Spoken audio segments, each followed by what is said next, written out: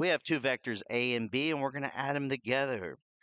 They are head to tail, so we're ready to write our vector.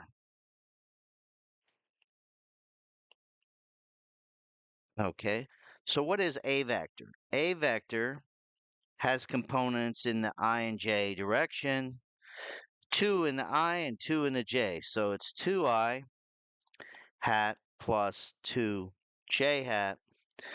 B vector is equal to, it has 4 in the I hat, 4i hat, plus 1 in the j hat.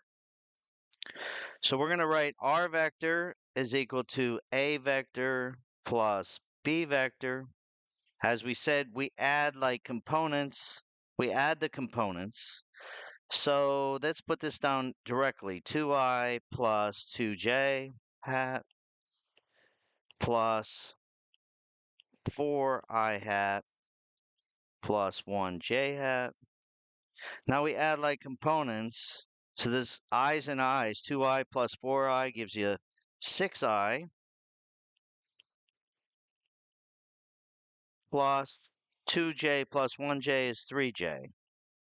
Now let's look up here and see 6 in the I hat. 1, 2, 3, 4, 5, 6.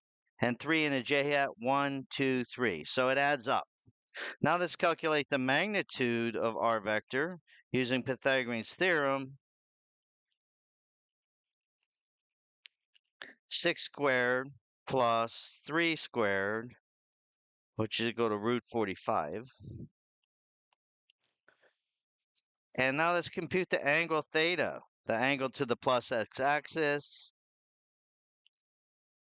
We can see that it has a rise of 3 and a run of 6, but it's the a tangent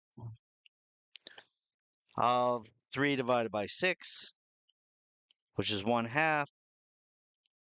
And use your calculator, and you get 26.56 degrees. There you go. There's the answer.